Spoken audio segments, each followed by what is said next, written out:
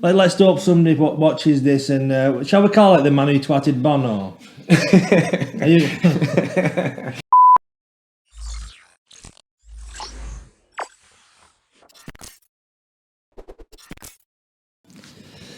Welcome to another podcast and to another shit that needs ironing and also in need of a haircut.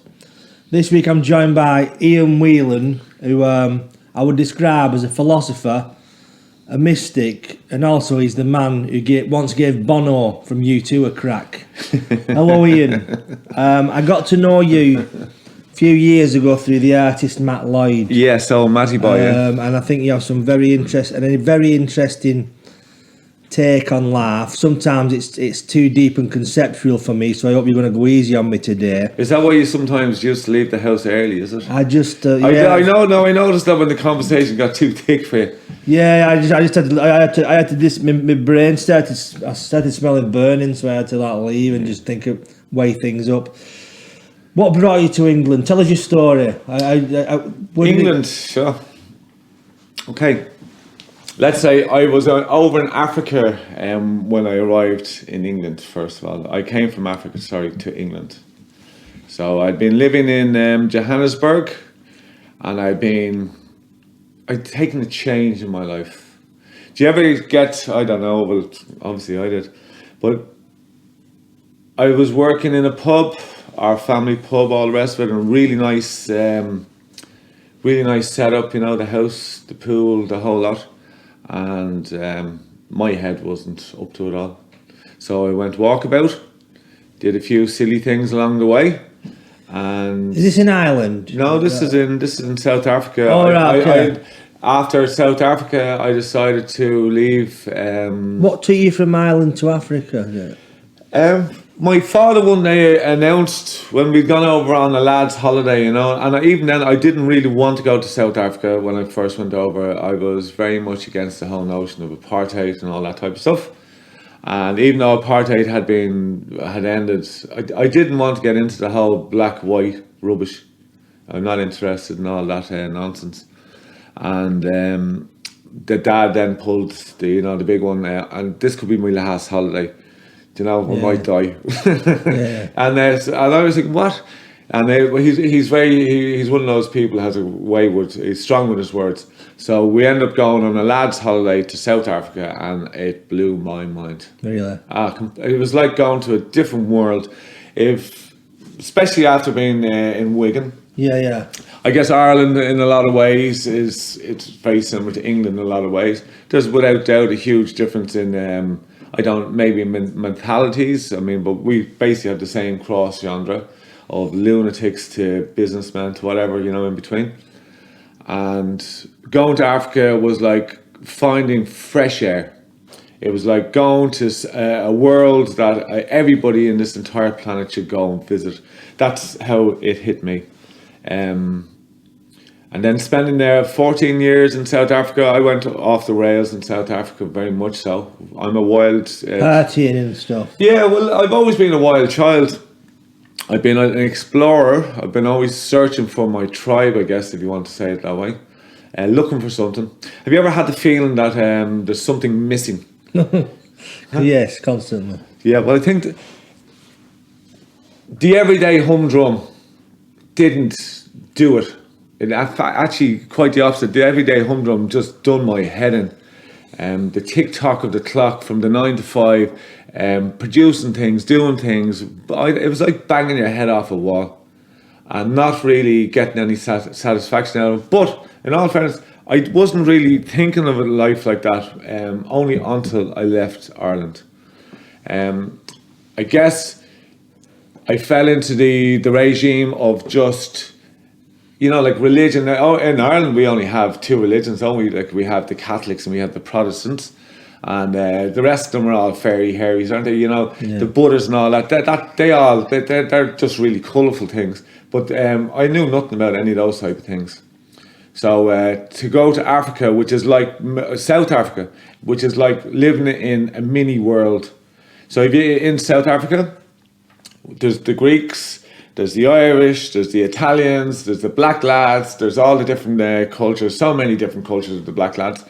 And So if you wanted to study the world at one foul swoop because I'm a poor man, without having the money to travel the world, South Africa would be the place to do it. Wow. Because have you ever noticed, I don't know, if you've ever been to America, especially in New York, people from Ireland, when they leave their hometowns or their countries, and become more Irish. And I noticed that years ago. Like I'd seen it in New York, and you go into the Irish bars there, the accents are thicker, the Irish flags are more present. Everybody's drinking Guinness. It's like you're trying to find, or you're holding on to your identity or something like that. Yeah. So to go to South Africa and find that it's not just the Irish lads who do it. It's all the world does it. So you go down into the Italian section over in South Africa, and they're really, really Italian. And they're more Italian than in Italy. Yeah. The Greeks are more Greek than in Greece. Smash more plates. Yeah, no, they smash more plates. Yeah, and there's more that you can leave music going on, and I don't know, their foods are very defined. So it's that whole thing. So without ever having any intention of deciding to study life, that's what was the result of it. I've always been writing. I'd always been trying to work out there's something there that's not making sense in this here world. And so therefore I went to searching. And Africa is the place to search. I originally wanted to go to Australia, and I'm delighted I didn't. And I don't mean that in any offensive way. It's just that being in Africa, when I was doing a comparison of the different animals. And without doubt, Africa's the spot. It's got all the big stuff. It's got all the lions, The only thing that was short of was tigers. And they actually had a tiger just around the corner from where I lived. Ed O'Hearn, he's got the Ryan Park over there. He had a tiger. So one of the very first animals I seen in Africa was a tiger. And a tiger is like my kindred. It's my thing. Yeah, spirit animal. I don't know whether it's that. It's got a place in my heart, though. Yeah. I think if you were to go through evolution, it's a good time to be thinking about evolution now, especially with this coronavirus going on. It has dawned on me that as much as we always see things as sickness and in health and those type of words, that we forget the basis of what our whole actually entire science is governed upon, religion to a little bit. But evolution is probably a big word, isn't it? Isn't that meant to be the key structure in how everything moves forward, how everything changes? I would have thought that might have been dawned on somebody in this coronavirus. Is this some sort of an evolutionary step? Because without doubt, you can't hide for something you can't see, something that's so small. Well, apparently to government laws now, that might be different. But common sense tells you different. Have you always been a spiritual person? No. No. This was a later awakening through. I've always run away from the word spiritual, religion. Is that an Irish thing, being brought up in Ireland? It could be a reaction. The strict religion. It could have been a reaction to it all, because like it's bollocks. Do you know what? I've always looked at everybody's faiths, and I've left them to it. I've always decided that. I was brought up to be, I guess, mannerly and to embrace other people's opinions. And I've just seen religion really as other people's opinions. Now, I don't actually fully believe that, but if I was to just generalise it, that's sort of what it is. We had the Catholics and the Protestants over there, and then we had our Irish TV station, RTE, and then we had the English TV stations. And I just used to notice that when I was looking at the news, that an Irish story would always be followed with some sort of a mouthful of horrible stuff. It's like there was placements and what on that, and then I noticed that there was only two gangs really in the world. There was the Protestants and there was the Catholics, and then they had their two armies, which were the loyalists and the IRA or whatever. Yeah. And I just think to myself, not one bit of that makes any sense to me. Yeah. It doesn't. I always used to, when somebody started telling me about the IRA and when I was a kid, I thought it was some sort of a vacuum cleaner that went around sucking up things. Nobody had explained it to me. Yeah. So my little mind drew its own pictures up. And it was only in later on then you realise that, there's such thing as something called politics, and that there's vested interest into politics, and people format how they believe, or maybe they just jump aboard the ship that's handiest to them. And that didn't sort of work for me. I guess my spirituality does not come from any building in this world. It doesn't come from any book. It comes from the ground, I would think. I did a lot of mushrooms when I was younger, and I would in Ireland. Yeah. I'm a damn good picker of mushrooms. I'm not a what would you call I wouldn't be knowledgeable about what type of things I'm picking, but I know what I need. I would know what I was picking that back in the day. So myself and my cousins and friends, we were a big time mushroom nation, and we still are. We started picking mushrooms like normally. It started off for the fun and games of it. Yeah. But within weeks, it became a ceremony. And we had removed ourselves from discos and all that because it was the wrong place to. And suddenly I found myself doing a lot of walking, and we were doing the mountains, and we were looking into life. We found ourselves looking into that rabbit hole called life, and wondering what it's all about. So mushrooms opened the spiritual seam in you? 100%, and equally so the whole way through it, even that word spiritual today. I mean, God to me, the word, I'm not talking about the notion of, because I do believe in many, many aspects of something I can't word, I certainly can't describe. And I always find that names have become such flattened surfaces that they, like God, when you say that type of word, it immediately brings in that notion of belief and disbelief. You know, that's normally the two parties, isn't it? Yeah. The crowd that believe in something and the crowd that don't believe in something, everything in between. Yeah. And so I was thinking to myself, well, I can't be bothered with all that. I was lucky. I got really, really lucky in my life. I was born dyslexic, so that the whole of the school and career went straight over my head. It was like, I hadn't got a clue what they were talking about. 99.9% of absolutely everything in school. I was good in the moment sometimes with my maths, but not really that good. And so school was a washout. I used to do a lot of English classes. They just invented dyslexia back then, and I was apparently suffering with it. And so I was sent to dyslexia class. So they had you grew up in the 70s, like me in school. Yeah. So they had diagnosed dyslexia in the 70s. It was just brand new. I mean, I had gone through the Christian Brothers, fought them good and hard, and with their big leather slappers and all that. And I didn't get on well in most of the earlier schools because you were either smart or you were thick. Yeah. There was only the two areas in life.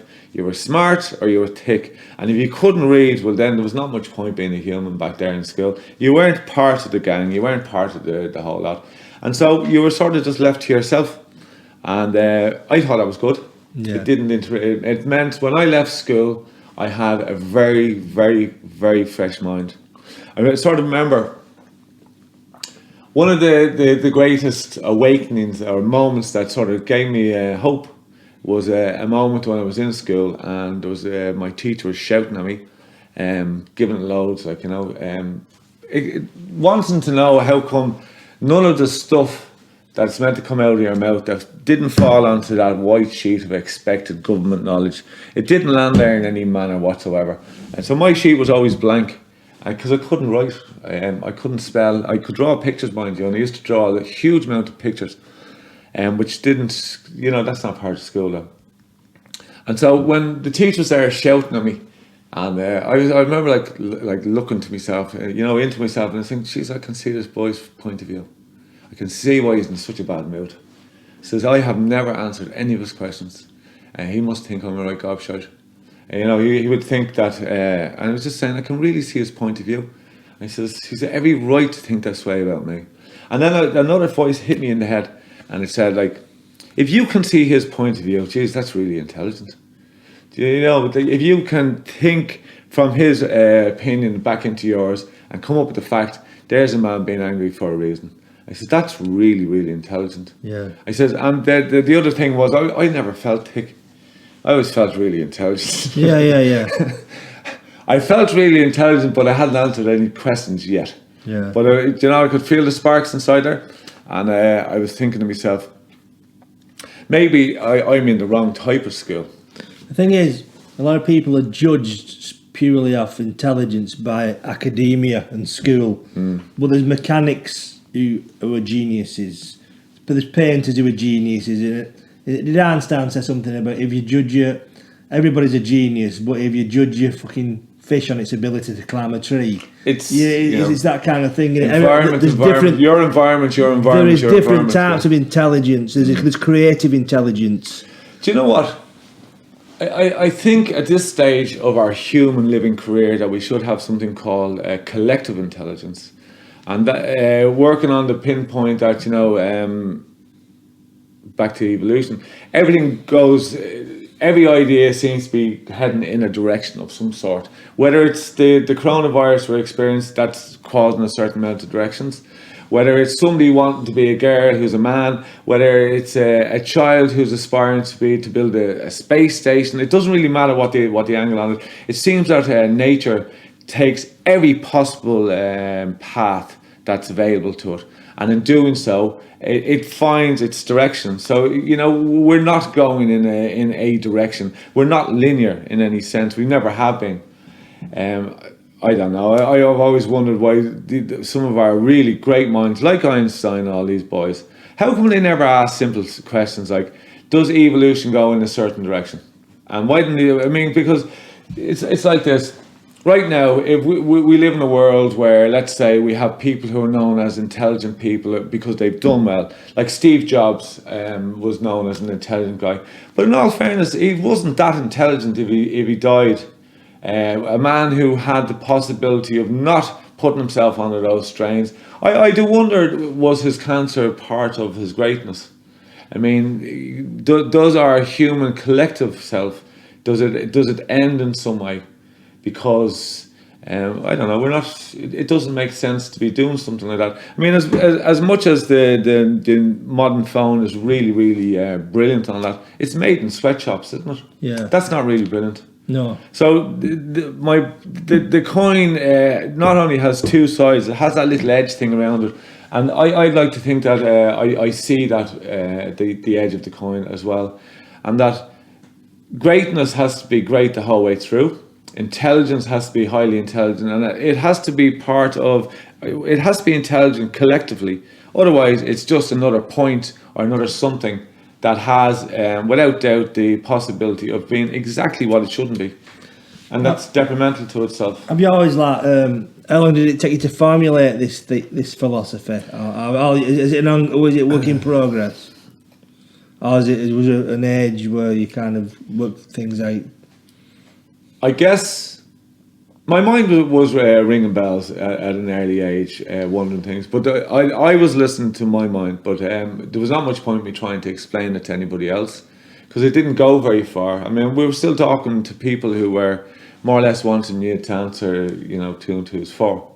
That was school, and then we had the Irish language, which I was really struggling with, and so you'd fight. When you go to if what's meant to make you breaks you, you're not going to have much of a love for things, are you? It's going to make you actually quite disappointed in things. I mean, I used to watch some of the children in school, and they'd be very upset with the fact that they were just down a few points off an A or something like that, and I'd be thinking to myself, well, it says that they should really be very, very happy, because I mean, if they were coming down to my level, so they'd be highly impressed with where they are right now. But I mean, it was one of those things. It's a pressure. Knowledge shouldn't be a pressure. Life shouldn't be a pressure. It dawned on me at quite an early stage that the one thing that I have to do every single day in my life. Well, I'll ask you a question. What do you do every single day of your life? What's the one thing that's constant, do you believe, about life? I do fuck all, really. Apart from going to the toilet, what's constant, Me, I'm the wrong person to ask. I'm just pissed off every day and just fucking... Yeah, but I notice that I have to learn stuff all the time. So I constantly have to learn. Whether it's like, for instance, right now I've just bought an old scooter, and it's a 125, and she needs this, that and the other. She needs lots of stuff, and which means you're going to have to learn once again all the stuff that you have to do for a scooter. Yeah. From taxing it to get it insured, to just getting the bloody thing to be constant in itself. So I'm going to have to learn all that. Not just recently, during lockdown, I started doing a lot of photography work. And so I've been learning all about keeping cameras. busy. Yeah, well, I just, it was something I wanted to do. I mean, you guys got a podcast going on here, and I quite like the notion of being able to be to take creativity and put it out there. So I mean, like YouTube is a beautiful thing for that reason. I think YouTube actually has knocked edges off school, and you'd learn more on YouTube than you would in school. Do you know, if you want to fix something, you just go on YouTube. Yeah, How to fix your gears, your car, whatever like that. But my point is, one of the most constant expressions throughout life that means anything is to learn, is to educate yourself in some manner of something. And it doesn't really matter whether it's about food, it doesn't matter whether it's about crossing the road, it doesn't matter whether it's about how I'm going to simply vacuum the house. You constantly learn. And I just thought, I worked off that little principle that if the most constant thing I do in my life, and I look around, that all people do this, well, then maybe that life simply is about learning, and the meaning of life, just to, as a level, without having to be a genius about anything, it's just that the meaning of life is to learn. You learn. You constantly are learning. And so if that's the greatest thing that happens, or the most constant thing that ever happens, it'd be worthwhile taking it seriously and committing your learning. I got I came to a stage where I decided to listen to myself, and that's quite a big thing, because normally we tend to listen to other people. We listen to like at the moment, wear a mask, don't wear a mask, all that type of stuff. So somewhere on the end, you've got to just educate yourself with common sense. Yeah. And I think that's where my notion of philosophy comes from, or where I got interested in a bigger picture, was common sense. And that if I'm going to do this learning thing, I'm going to have to take it seriously, like, you know, just and really get into it and flow. So it's basically coming from within. You learn to listen to yourself rather than other people. There's the dreams, of course, isn't there? Do you get stuff from dreams? I get everything from my dreams. I mean, I've been writing a book for quite a few years. I actually didn't decide that it was a book. In fact, I don't call it a book. I call it a yoke, because it's something that grows. Yeah. I've been writing the same story for nearly 20 odd years, and I've been trying different formats the whole way through, because it's an unusual thing that I'm trying to write. It's hard not to write about yourself if they're your thoughts, and equally I didn't want it to be about myself. I wanted to also try and give an opinion in what I'm writing about maybe a culture that we come from, what I see that we come from in my mind. And this is when I bring you into my dream world. So my dreams became a very, very important and strong part, but at a very early age of my life. I guess the big changing point in having a dream to just dreaming was a dream that repeated itself when I was I can't fully get the age, I just haven't been able to work it out, but somewhere around, let's say, 14 years old, I guess. And that was every night I'd go to bed and I'd enter into this world where I was a tiger, and it's me. It's like a feckin' Irish tiger. It's Ian Wheelan, the tiger. And so therefore, as much as I was a full-on tiger in this full-on work, you know, the heat was there, the smells, absolutely everything. No different than being in this room. The whole thing is the same as. I still had that feckin' quirky little Irish fella inside a tiger, which isn't a good place for it, maybe. And so the first thing I decided to do as a tiger in my dream was to more or less go to the human world and go, woohoo, it's me, I'm a tiger. You know what I mean? That's what came into my head. Yeah. Now here's what happened. It didn't go well for me as a tiger, because when I walked into the village, because that's where I ended up, I got slaughtered. And it's a dream. This is a recurring dream. Yes, it went on for maybe a month, 2 months, somewhere around that, every single night. And what used to happen was every night I'd go into just go to bed, And then in our house, which is called Cannon Rock House, and it was a very old house, and it had the right stuff in about it. It had the right magic to it. You know that feel? Like it was 150 odd years old, and I mean feckin' very odd years old. This is one of those houses that had all these vibes in it, and there was creaks and bums and das and doos and all that, and you could really get into it gave you a sense. And then where I lived, there was a lighthouse not so far away called the Bailey Lighthouse, and that on a really good stormy night, we'd have this deep boom, and it just, to me, this was like, wow. It was like magic. It was just like I'd fall into this world. And each night, or each morning, I wake up crying, and but really, really crying, after being slaughtered once again. I wasn't a good tiger. I was no good at being a tiger. Right. Because I only knew I had this sense. I remember doing the running thing as a tiger, and the power and that feeling of strength and beauty, and it just something that it was your senses, much more combined senses in it, like, so that when you're smelling, you're picturizing. Do you know what I mean? Whereas we tend to, I don't know, our little words, like taste. 70% of taste is actually smell. Yeah. But we don't. Our mind has, we've so many ads and so many bombardments against us. A large amount of our senses are quite confused. So I'd wake up after being a tiger, really, really upset, and I let it go. And years didn't think anything of it. It was my granddad that sort of got the ball rolling as me being a philosopher, and I wouldn't call myself a philosopher, I just call myself Ian. As for thinking for myself, that's sort of like a family trait. We're quite a family of thinkers for ourselves. Our family have always lived in have their own sense of their own reality, and they're very strong with it. My granddad he realised, I think, real simply, and he had maybe a different type of education system in his mind. So my granddad decided, in his wisdom, that I was struggling in school, and that he would put me in a different college, and he'd put me in my own college in my own mind.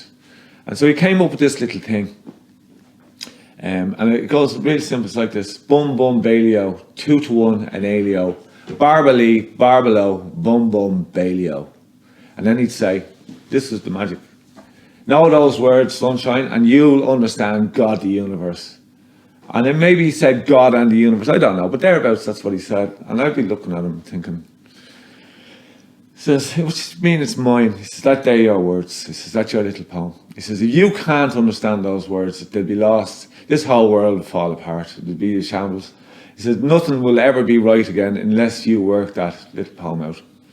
And I'm like, looking at him thinking, he says, Grandad, I'm not the man for the job. He says, I can't read or write. He says, it's not my strong point. And anything that normally comes out of my mind normally gets shouted down. And because it doesn't fit on the white paper of expected knowledge, And Grandad was sort of saying, no, you're missing the point. He said, they're your words. He says, those words fall from, he says, and here's the thing. When I looked up the words, because it's just a little poem or I don't know what you call it. Did he make it up, or is it a traditional poem? Here's the thing, that's something I can't answer. But when I remembered what my granddad did to me, and I'll tell you how I remembered what I did to me. My mother doesn't like me talking about this, but she's not here, so I'll go for it. Myself and my granddad were walking over the old head of Howth one time. And we were just going out for a walk with the shotgun with us, maybe to shoot a rabbit or something like that. And I am vegan now, so sorry rabbits, but that was a past life. And I'm not a vegan, but I don't eat meat. He threw me on the ground as we were walking down there. He threw me on the ground, stuck the gun to my chest, and says, "You're not taking me serious." And I'm like looking at him. He's saying, "It's just it's just like because only a little fella," and staring up at him and. I couldn't see any hate in his face. Yeah. And because there's a way you've got to look through people. I like looking at him and saying, what's he at? This man's at something here. And I said, I tell you, take the fucking words, take them seriously. They're for you. They have to be understood. And I'm like looking at him, thinking to myself, and he just pulls me up. He says, we'll start walking again, and he says, I really mean it. These are your words. You've got to understand it. And I'm like looking at him like just. Not in shock, certainly not in fear. And we're Wheelans of Wheelans, and we have our own little. We're quite silly in our ways of how we learn each other our ways. I mean, we've always been taught in unusual ways. When I was taught how to swim, I was walking down along the harbour and suddenly got nudged off the edge and fell about 20 foot down into the ocean. It wasn't that I couldn't swim. I had failed my sailing test. We had to be able to swim so far because we went to sailing school. That made a lot of sense, sailing school. But we had to do a swim, and it was for me to get me out of my fear. Dad nudged me over. And with that, one of his friends jumped over. They knew what they were doing, and I had no choice but to swim twice the distance of what I had just failed. Yeah. And at the end of it, Dad was saying, he says, I told you could do it. He said, you just had to you had to have the need. Yeah, I said, because you could stand in that water there, you just decided to give up. Because you couldn't stand in that water, you had no choice but to do it. And that was sort of our learning way. And it wasn't either right or wrong. It was just, we were quite with that. That we quite liked the cowboy lifestyle, because we thought we were cowboys growing up, and then we realised we wanted to be Indians. So the poem, Bum Bum Bailey-O. So anyhow, did you eventually decide? Well, here's what happened. I forgot about it. As you go through a certain part of your life, especially after you get into that teen thing, and you discover women, and you discover booze and nightclubs and all the stuff, and you go through that wildness. So we went through the wildness there, and you had no time for things like that. We were still philosophizing non-stop. I mean, we were always, I think most people talk about unusual things. I would hope to think they do. Do you think it's an Irish thing to be more philosophical? I think spiritual. It's a spiritual place, Ireland, isn't it? That's what I'm saying. That word spiritual is just wrong. I always just thought it's very human. More so, I like the banter. We grew up slagging each other, and we slag. I know that slagging over here is a very big thing as well. But I always thought that slagging was one of the finer points of life that makes you intelligent. If you get enough slagging, you have to be able to give it back, and before you know it, you're quite a witty person after a while. I mean, we'd go to the pubs, and the talk was all around taking the piss out of each other, but in a nice way, and you got into this click, click, click, click, and I've just found that it was a growth of intelligence. That's what I thought it was. So one day I'm over in Germany. I'd left Ireland for all the wrong reasons. I was a bit of a gobshite. Had to decide to take a break from that country, and I was living over in Germany and discovering Germany, and Germany was discovering me, and it was quite a wild time. And one of these times I ended up a little bit drunk and lying in the snow outside on Maximilian Strasse, which is like one of their rich areas and whatever like that. Oh. I just got too drunk on the way home. Being a chef at the time, had a few pints after work, way too many. And I ended up just lying there in the snow, and I was like looking up, and when you get all the snow coming down, and it's got this, I don't know, tranquil. You can't get past it. It actually sort of goes bigger than what your sight is used to, because it's just the ongoing motion on it. And it was then, when I was lying down there, it's that point I realised what my granddad had actually done. He did something, I've done this, I'm going to tell you about this now with the Bono fella as well. No, save Bono. I know, but this leads into this. This is to create a point of memory within somebody. I created a point. My granddad had created a point of memory in me. Now, he knew dead well that I loved him very much, and he loved me and all that type of things. And we were all on the same team. We were all family members, and it was a nice family, and still is. And so when he'd done this, he'd done it for a reason. He realised that I was going to... The gun thing. Yeah. He realised that I was going to forget about the little poem. And that somewhere in my life that I would remember him throwing me on the ground, and I'd question that. And the only answer I could get out of it was what he was actually talking about when he'd done it. So I remember lying down there in the snow, fully looking up there, and then it hit me like a thing, where I was mesmerised. I said, my granddad created a point of memory in me. I said, what was he trying to get me to remember? And then I remember it was Bum Bum Bailey-O, 2-1 in Alio, Barbally, Barbalo, Bum Bum Bailey-O. And I was thinking to myself, wow. He says, So that's what he wants me to remember. He says, and that the gun thing was nothing got to do with anything. That was just pure rubbish. That's the only way you get someone like me to even think about something like that. I had to appoint a memory. So I went, there was such thing as the internet back then. I didn't know it existed though. I had no idea about that. I was a late starter to technology. So I always lived in a place that didn't have any reception. And I thought that it was probably very good because it allowed me once again to get the mind going. So I eventually looked this thing up. I was looking up poetry books and rhyme and nursery rhymes and whatever, and I found the thing. You can go online now and you type it in, right? And it came up, and there was a difference between how my granddad said it and how it was written in the book. The other first thing was that nobody knows where those words came from. The version that I was taught was has one extra word in it, or in a rhyme. There's a beat, and this is where I believe this is quite an Irish way of seeing it. The words had to match the beat. It had to have a certain beat, and any of the ones I looked online, they were out by one beat, whereas my granddad's one was perfect. So I just thought to myself, well, there you go. That lot are they're just repeating something, and they're not repeating it for any reason. They're repeating it because it's a kid's rhyme or something like that. Whereas my granddad told me, this would lead me to understanding the entire universe and God, or maybe God the universe. I said, well, that's very interesting. So I started looking into it, and when my mind clicks onto something, it doesn't let go. And so I wrestled with this little poem for 20 years. I wrote it upside down, backwards, left, right, and centre, translated into every language you could possibly. I just went through everything, and I go through these bouts, and there was a lot of people in my life who got quite worried about me at the time because it was an obsession there, and I was thinking it's not an obsession. This is a college, because after I realised as we're going through it, like 50 odd books later, I ended up reading, and most of them were fairly high tech science. I would sort of be reading a mythology, a science, and a religion more or less at the same time.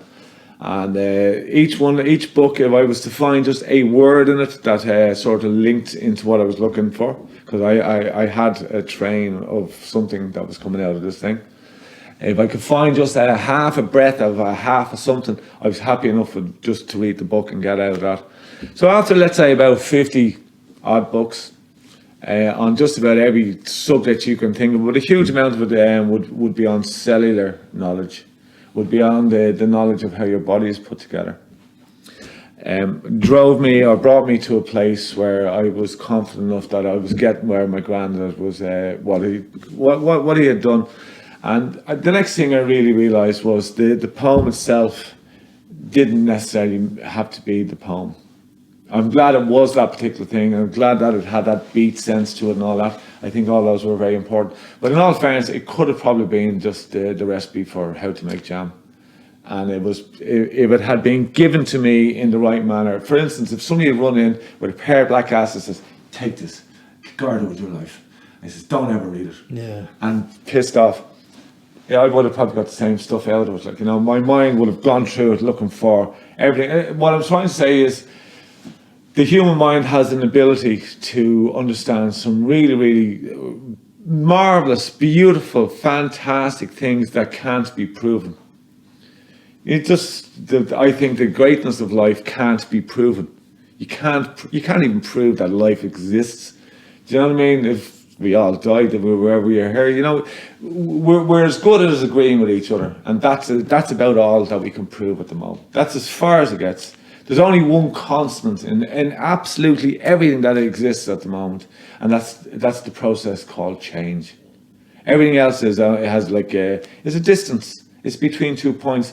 The Big Bang, the Big Bump. There's no Big Bang, is there? You can't hear things in space. So going back to your point, do you think it was more about the decoding of it? Was more about the rhythm rather than the actual words? The rhythm.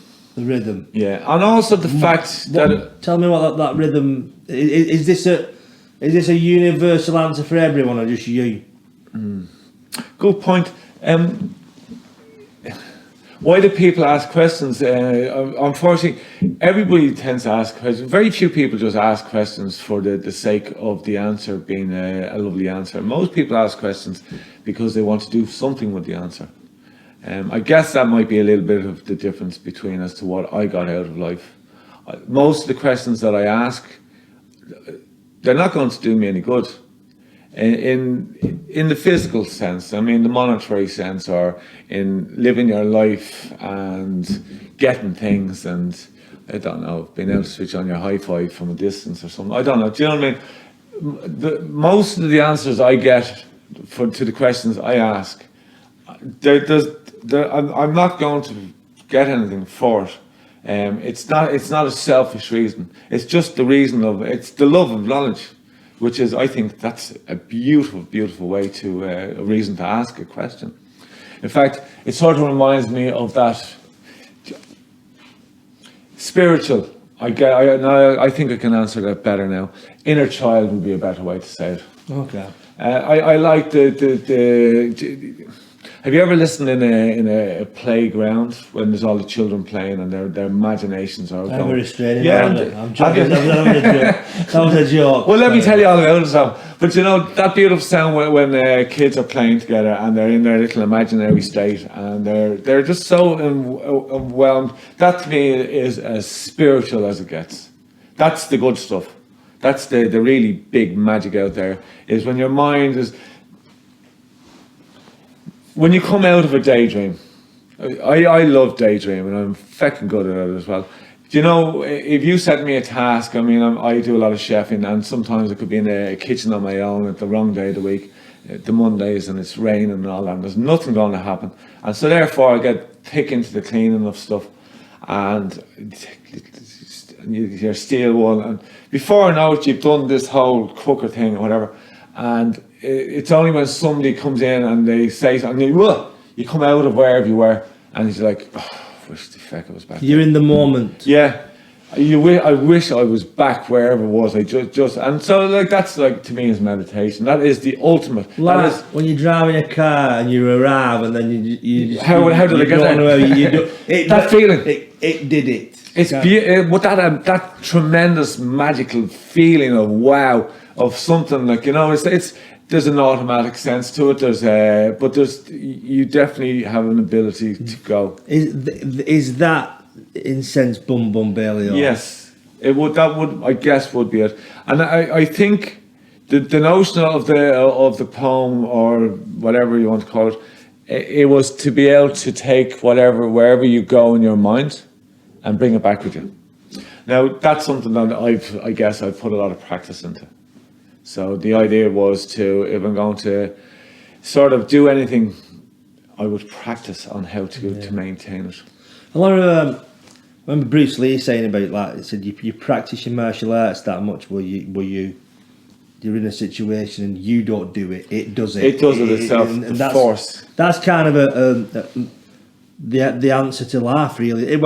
The main one is the moment, because that's all there is now. There's no past and there's no future. Well, isn't that a really unusual point? We talked about linear earlier.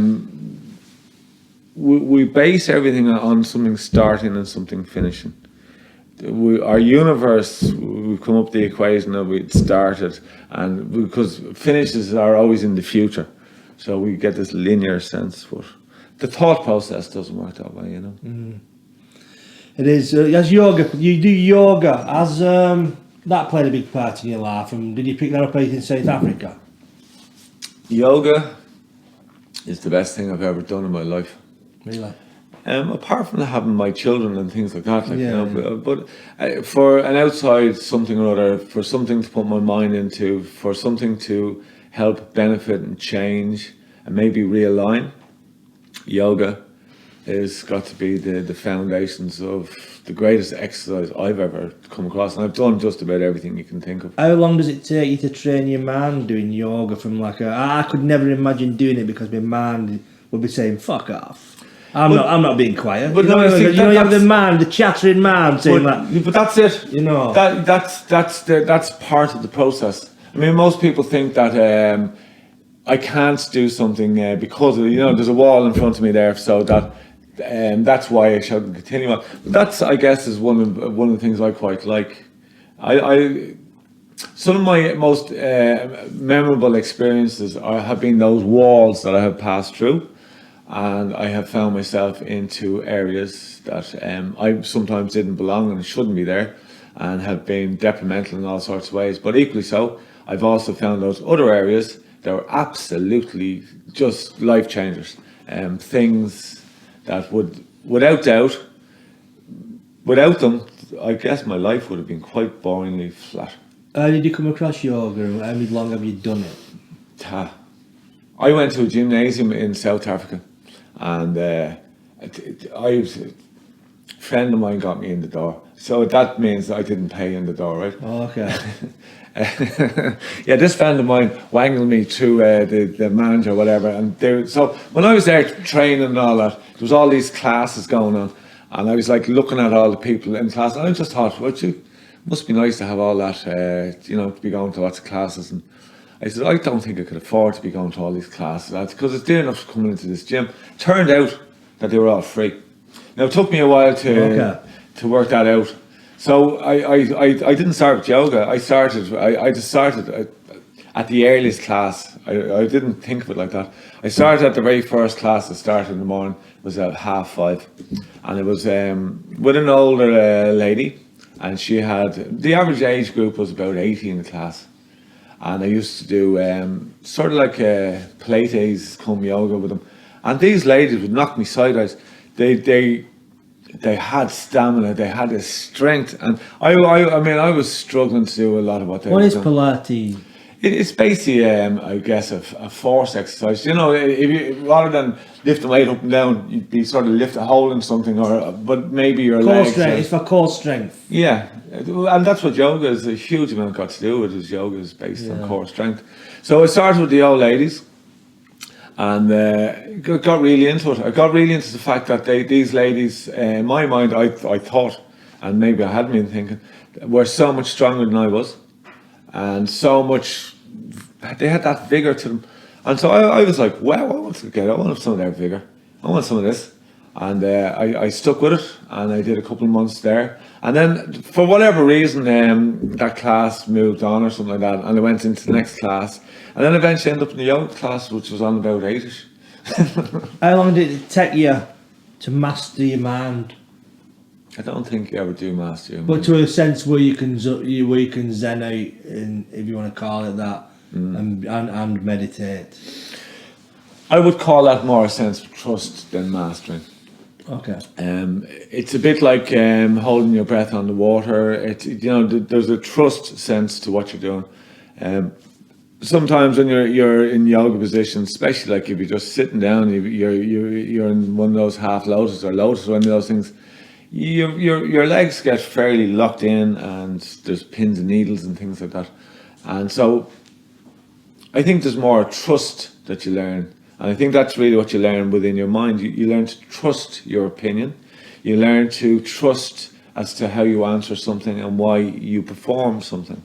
I guess what I actually learned, I mean, I listen to a lot of what do I call it, random esoterical type of stuff.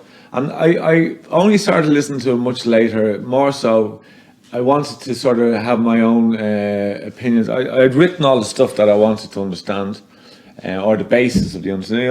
I created my tree, the roots of my tree. And so then after I'd come up with what I consider my reasons or my speculations, or I wouldn't call them answers, I would then start to study the subject afterwards. I also don't tend to look up things in words. So, if, for instance, if I write in, initially the book I've written in, I write in my own form of hieroglyphics. I draw a picture of something because, maybe it's part of dyslexia. I don't think it is though. I found that if I'm working on an idea, and in all fairness, the idea doesn't seem to be really part of the general, I find that words are very, very sticky, very limited, they bump into each other all the time, and they don't get to where you want to go. So I just worked out. I went through a couple of years where I had to draw a picture, otherwise I couldn't get any sleep. And so the book I'm writing now is more or less a translation of all these pictures that I drew, and there's a huge amount of them, and they're all quite unusual pictures.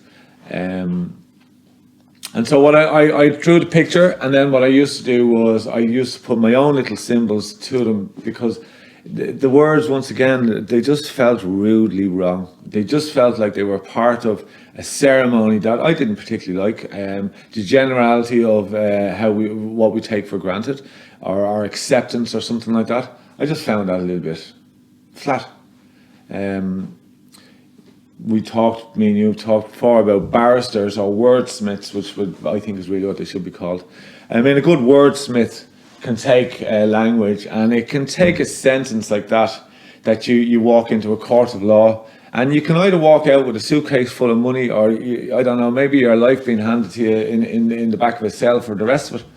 And I was always looking at these lads thinking, you can't talk to the bar. The only person who can speak to the judge. I've been in court a few times. The only person who can speak to the judge is the barrister. And I was thinking, he's a fucking human. He's got a mouth like me, and all the rest of it. So what's this barrier thing in between me and this fella here? So I started looking at studying some of these barristers, and I noticed that one of the reasons maybe I was struggling with words is because how unstable words are, and that if your computer was to run on a code of the human language, it would fall apart like that. It wouldn't even get to the on button thing. You know, it'd be that detrimental to it. That's how flexible language is. And this, by the way, is not a good thing or a bad thing. It's just a thing. I fully embrace the beauty of what you can do with language and how words can be sewn together. I fully embrace how you can destroy words and make them into complete different other things. And so we all are our own little wordsmiths when we get going. I mean, if you look at Facebook now, the rest of the world has caught up with me at long last, I think. You are all a little bit more dyslexic than what you used to be. I mean, if you go on Facebook, nobody spells correctly anymore. That's for the birds. We normally put a picture down. If we have a nice or a greater mind, they tend to put music to it, and then they put all the lulls and whatever, all those little abbreviations on words because they're heartfelt. When you start speaking with your heart, or spelling with your heart, which might be a better way to put it, you do not use the law of language. You take that and you throw it as far as you possibly can. You get rid of that. You flush it down the toilet, because the law of words will have your heart broken. It's so disgusting. Whereas when you use words from your heart, suddenly they can go backwards, forwards, upside down. It doesn't matter where you put them. No rules. No rules whatsoever. Oh, let them go, you know. Let's have a. I need to run. I've run out of water. All this philosophising is a thirsty work. We're going to have a break now. There might be an advert. There might not. There might be this black deep space. But you can make your own adverts then. But we'll see you shortly.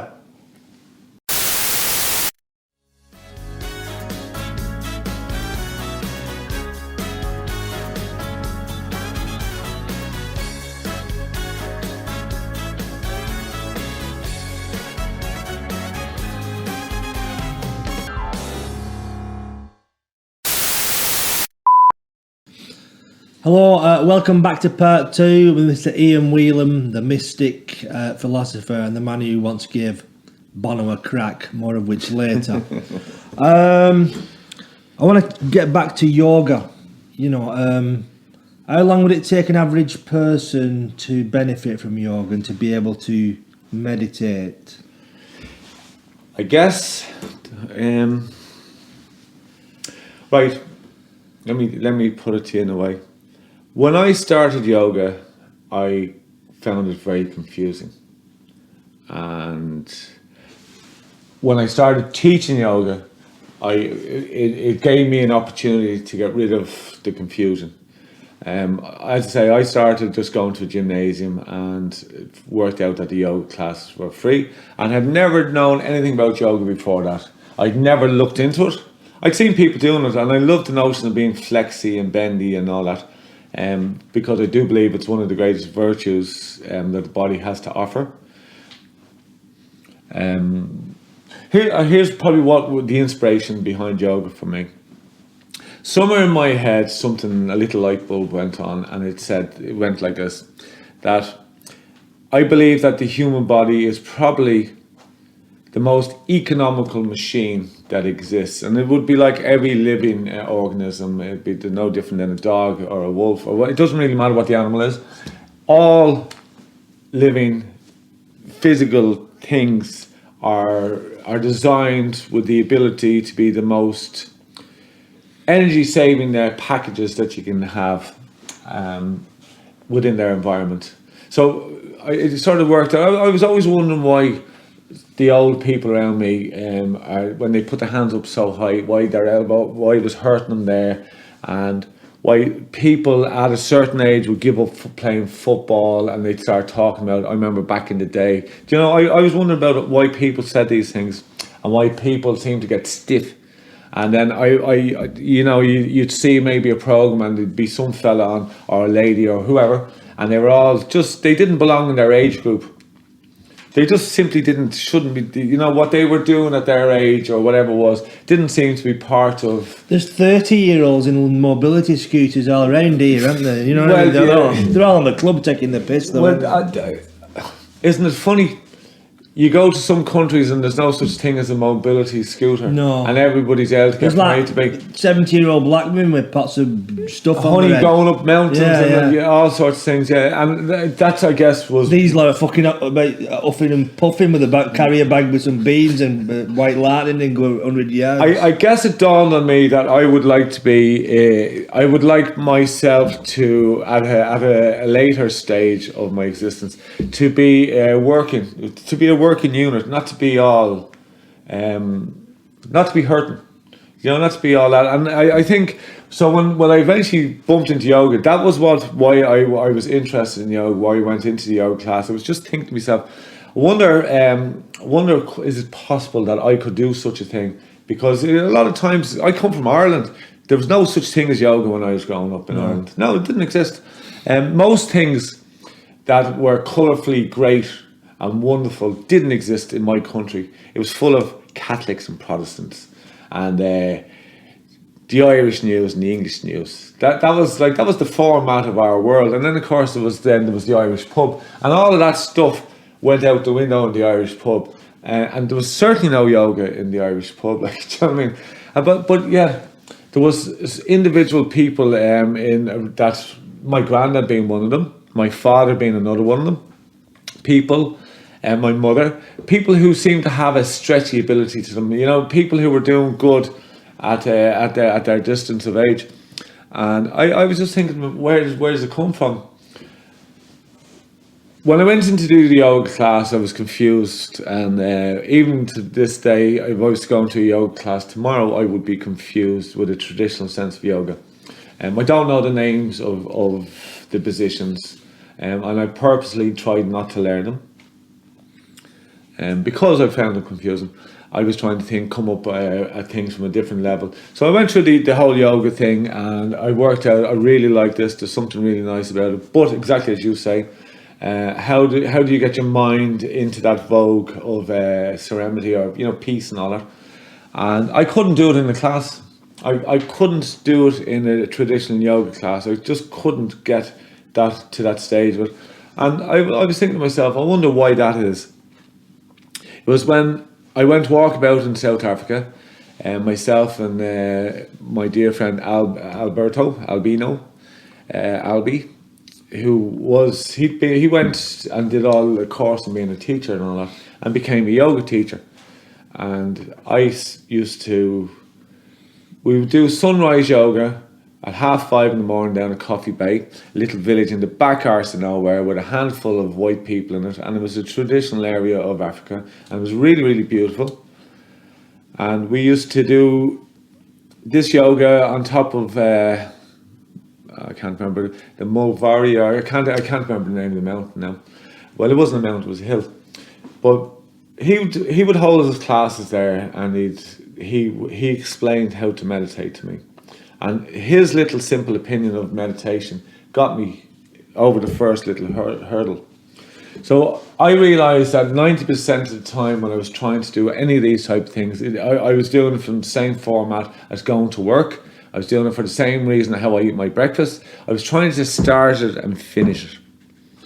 And it took me a long time to work out, if you're going to apply your mind to the likes of meditation and yoga, the very first thing you've got to do is take that clock and throw it away. And so I started practicing other techniques, and they were just things I came up with myself before I learned how to properly get into my yoga state or my meditation state. I read a book from a beautiful lady by the name of Fiona, who was working out at one of the old stone sites in Ireland called Tara. And she started talking about time in a different way. She put a life force into it. She started talking about heartbeats or heart pulses. So here's a lady that one day, for all sorts of really, really unusual reasons, and I fully embrace her unusualness. I think they're so cool. She decided one day to get up and work out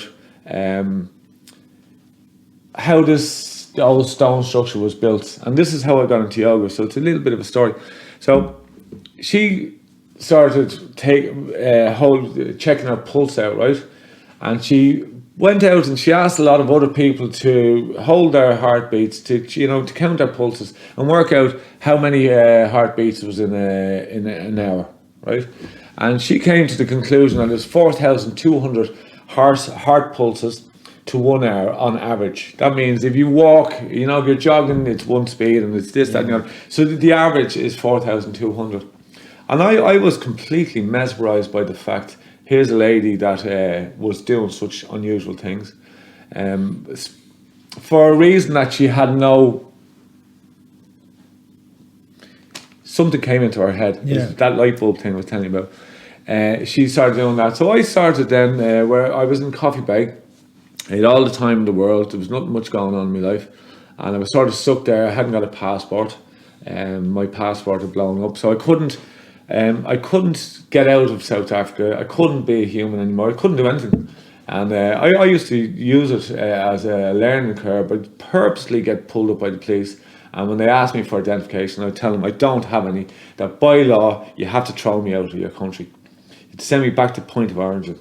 And he says, if you could send me through England, it would be handy, because I have kids there that I'd like to say hello to.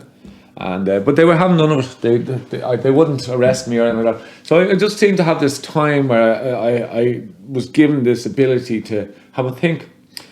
I had no legal identifications of anything. How come you had no passport? What happened there? Can you explain that? I could. Can you? We're taking a tangent from yoga, but we're going to zip back there. We should zip back there, because that's quite what happened was unusual.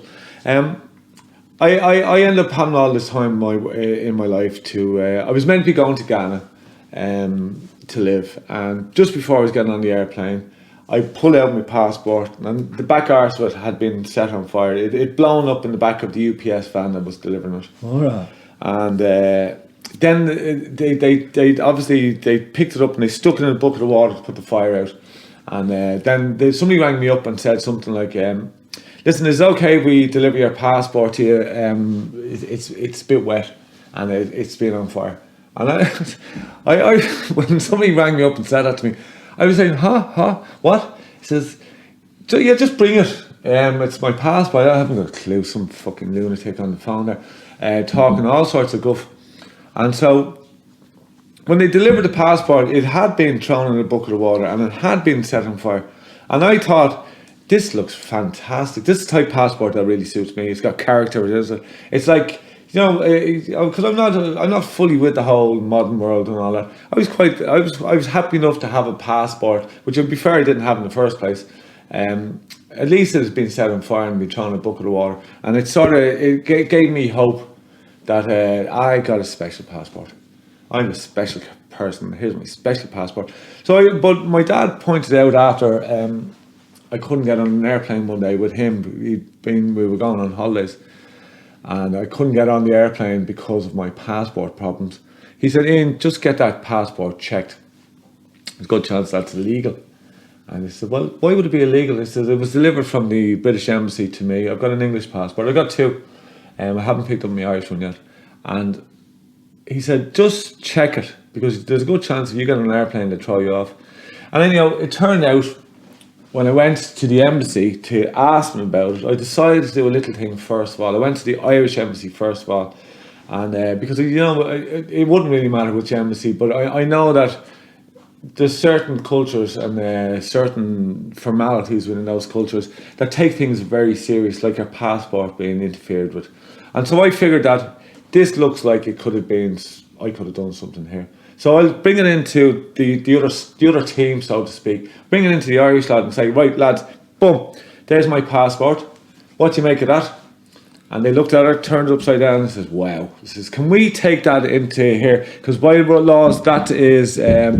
that's your property and this is the turf of Ireland. And I said, what are you talking about? He says, just take it in there and do everything you want. I want you to take a picture. I want you to all be me witnesses. And I want you basically to give me a statement back to say that you viewed the passport and this is your opinion. Be like going to another mechanic type thing. And when I did that, the very first thing they told me says, we cannot give you any of those things that you want. He says, we can't talk bad about another country. So I'm not asking you to talk bad about another country. I'm asking you to point out that that passport is, because you're in the business of passports, how did that happen? I just want a professional's opinion. How did that happen? Did I do it, for instance? I said, because I'm telling you that's how it was delivered from the postal company.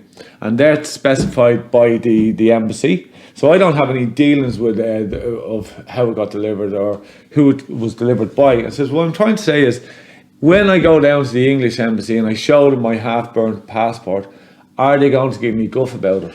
And are they going to make it into a bigger issue than maybe they should do? Because it's been known to happen. And they said, listen, what happened there is the passport chip and it blew up. I says, what does that actually mean? I says, well, it means it's very fucking dangerous. I says, you're telling me that a passport chip blew up. I said, and that could have happened on an airplane.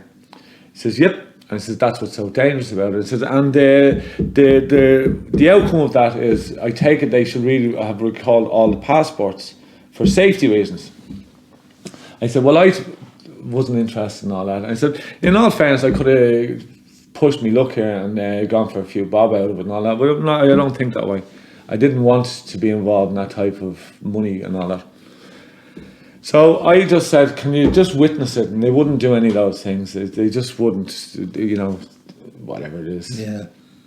So I brought it down to the English and I walked in their door and slapped it down there. And the lady says to me, says, what happened to your passport? I said, that's how you delivered it to me.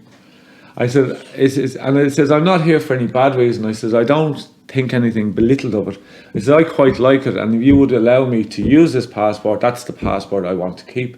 But my father asked me just to check that it's still legal. He says, you can't use that anymore, it's illegal because it's been tampered with.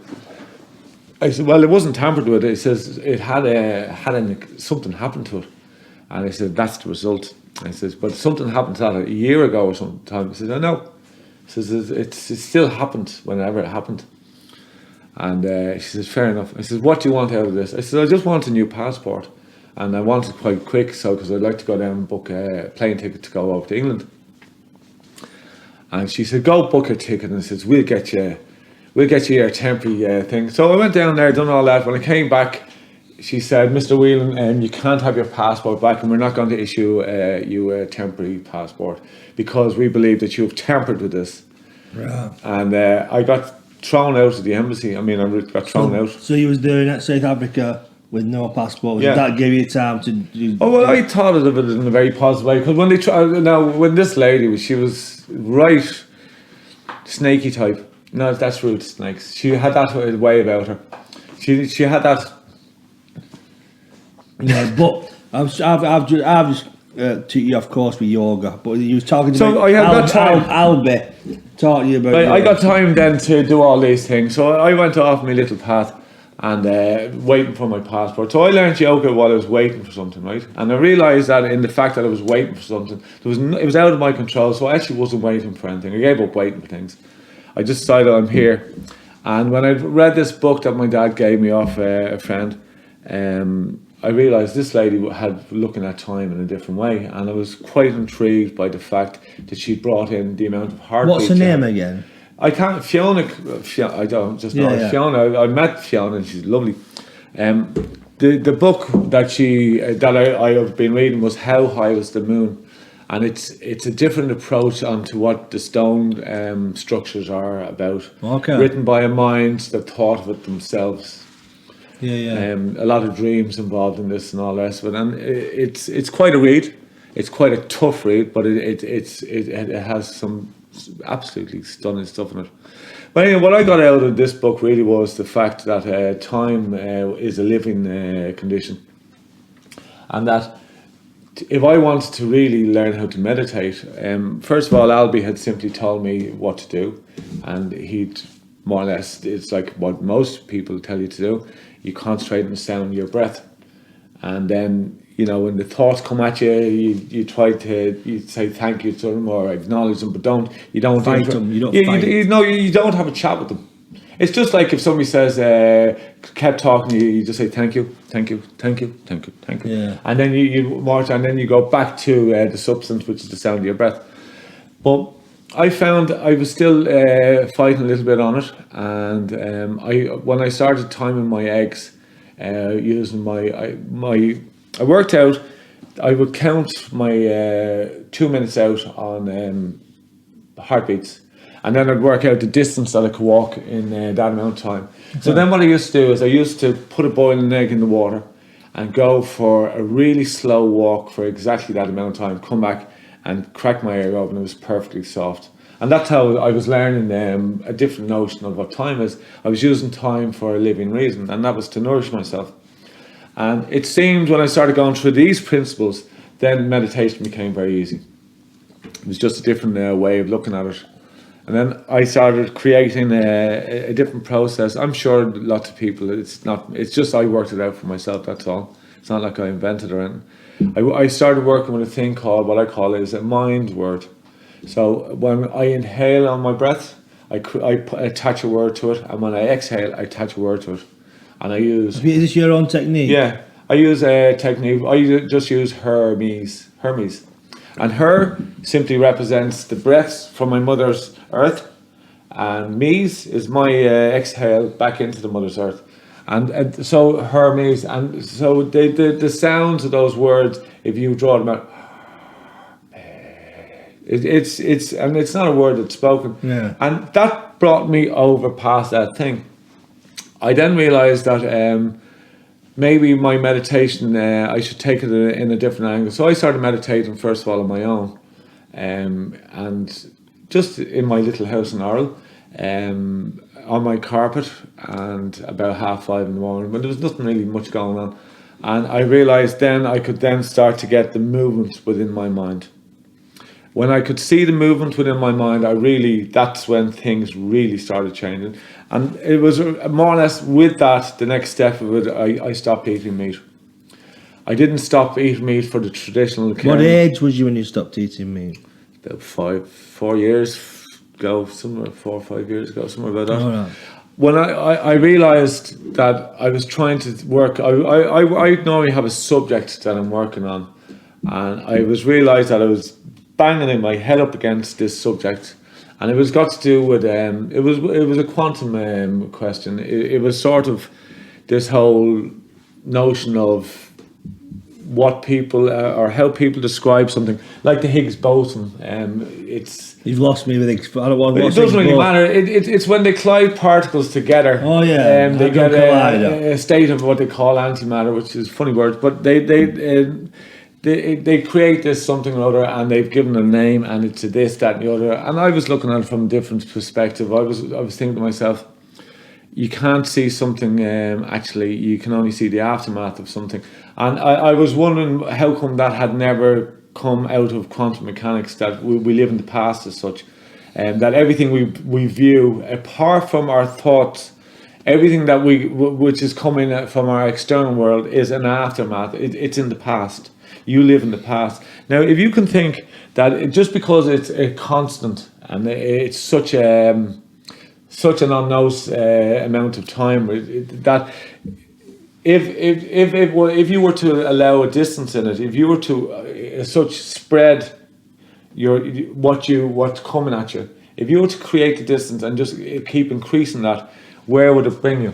And that's, I figure, is the notion of meditation, that you're actually taking your outside construct and you're creating a time gap. You can't ignore it because it's part of you, but you can certainly add in a gap, and within that gap, all you're trying to do is fit yourself into that gap. So I was looking at it from, I guess, the scientific approach, without thinking that way, and I realised that if I'm seeing things after they happen, then there's an ability that obviously you can actually stall that whole process and stick your mind in there. And that's where I wanted to get my head into. So that's where I learned my meditation. Right. The meditation didn't make sense for me without the physical side to it. For instance, my mind the mind moves. It's the only thing that moves, as far as I'm concerned. Our physical movement is a reaction of the movement of the mind.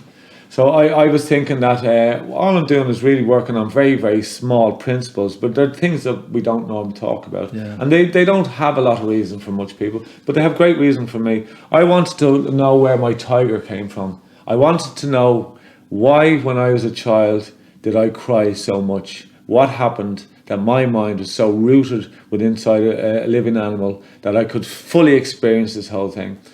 Then after that, the next equation then is my granddad saying funny words to me, and after that, my mind then works out there's a gap there that it can put itself into. And when doing so, I noticed that what I could see in there wasn't like I could see anything physical in that sense, but I could see a movement. And my meditation works out when my mind gets into that movement, I'm in where I should be. I've gone past that, and that's suddenly where it's to try and hold that. That's where the practice comes in. Sometimes I can hold it for. Here's the nice thing about it. It doesn't matter how long I can hold for it. What I achieve in that distance, whether it's for an hour or whether it's for a minute, is much the same thing. Because it's timeless. It doesn't have that shadow of past and present on it. It doesn't have that want included into it. It is, I guess, a moment. What I do with that moment after that it becomes a peaceful state. But when I come out of it, I then normally come out with something that seems to have a reason that wants to be spoken about. Now, whether that's just me driving that reason and I come up with it, that's where I go with my yoga. And that's my understanding of meditation. So what I do now is try and teach that ability. I don't use any of those words that I just used there now because I think it's a bit complicated sometimes. And it also may be a little bit overwhelming for some people. So what I try to do is I decided to take yoga and meditation to a level that suits the likes of me. And that is, I get confused very easy with the modern world. The ups and downs, the lefts and rights, all them names and all those things, that one moment it's good and then the next moment seems to be bad. All depends who's slapping you over the head with it. It's like, I guess, the coronavirus. I mean, I would love to see a little bit more chat about evolution involved in that type of stuff. I'd like to see a little bit more of a positive side, a spin on it. Obviously, things change. This is the constant I keep telling about. So I then decided I would write yoga that didn't have any left and right in it, and it didn't have any names involved in it, and I would teach it in a different manner. So it would be like 3 moves that you would initially teach, and you go in and out of the 3 moves, and that you could do it at your own pace. And if you found something within your body, whether it's your shoulder or a language, because the pains within your body are like a language, that if you wanted to ask me about them, I could help you maybe iron out your little your language so that you answer it. Yeah. And so I started teaching yoga in that type of manner. And this all happened up in Coffee Bay, South Africa. When I started teaching all these people, Lbry had to go home. So it was like the old Dread Pirate story. I was a cameraman taking pictures of people doing yoga and also sitting in them classes. And then one day Lbry says, "You be the yoga teacher, they won't know." He says, "They won't know that you're not a yoga teacher." And he says, "You're well up for it." He says, "I mean, me and you sit down. You never stop bumping my head off yours." And he says, "So why don't you be the yoga teacher? So I'll be the cameraman today." So I went up and gave the class. And I realised I gave Lbry's class and I was doing this and I said, "Oh, I'm a yoga teacher." And so I then took it serious. I wanted to get to, but I wanted to evolve my yoga. I wanted to it become something that whatever I was getting out of it, I wanted to offer to other people. Yeah. And so I came up with my Wheelan yoga. Something interesting what I've got about talking to you. I picked it up the day I saw you the other day. You said about names for things, they don't really sometimes have much relevance. There's no need for names. And am I right? Let me just tell you. Yeah. I mean, I'm no academic. Taoism, there's a book, the Tao Te Ching. Is it anyway, the first book of Taoism, and it starts with the way that can be named is not the constant way. Meaning that if you can describe something, it means that that's your perception of it. You can't. It's not for you to say because it's for an individual to experience. But words kind of limit that by. Here's the thing, and I find it very weird that it's not a much bigger part of our science of today. I've been writing, the book I'm writing is a book called Fair, and then it has E at the end of it. And so it's fairy. And if you wanted to, the notion of this book I'm trying to write as a story, plus a science, plus maybe just a general interest, to make it interesting and not to be. So I created a world that the people in it, let's say they've been seen as the fairy folk, right? Yet these people have never ever known themselves as fairies or anything like that. In fact, that whole naming process, here we're going into names, their whole notion, my whole notion, because my name is Wheelan, that's the Irish for Wheelan apparently. My dad would have one view as to what that means. I'd have a complete different view, but they're only views that really, they're like-minded views, that we love the notion of something being something else. I mean, like my dad sees Wheelan meaning wolf. And I know what it means traditionally? Well, it means seagull. Right. And it would also mean wolf, because it's Irish. It has a billion, each time somebody sat somewhere else, they came up with a different thing that it meant to them. And that, I think, is a beautiful way to think, in its picture sense. I like the notion that it actually, seagull would be more a notion of sea wolf, and that's what a seagull would be. It'd be just a different opinion of it. I like the word fae. Fae is like that Irish word for, I guess that a culture that either did or didn't exist in people's minds. Land means full, so it would mean fairy full in my book. That's how I'd see it. And when I say fairy, I mean fair as in fair, balanced, full balance. So what is this? What is the concept behind your book? What is the story? Well, I was trying to bring in new notions of understanding, without having it to be a big hokey pokey, seriously thing. With that you have to have, a big esoteric background to you to understand what's going on. And it was just really working on the notion that the world I would like to live in is a world that is fair, that people are fair to each other. Furry. E to me is that Higgs Boson thing. It's the spiral of life. It's how that the constant. It's the change of everything. It's all of those things combined into nothing more than a symbol, and it's the symbol E. It looks like an E. It's not actually an E. To me, it's just it's something that moves through everything else. It's that thing that you can't fathom. That science calls the I don't know, they call it the God particle and all those type of things, the Higgs Boson. I believe it, or I believe isn't the word. I understand it in a complete different way. That the aspects of what we're looking in such matters at the moment are the aftermath. We can only capture the aftermath of something. So this Higgs Boson thing that moves through, absolutely, it's a foundation particle as such that moves through everything. Its actual job is really simple, and you can't quantify it in any particular amount, but it's a readjustment of everything at any given moment.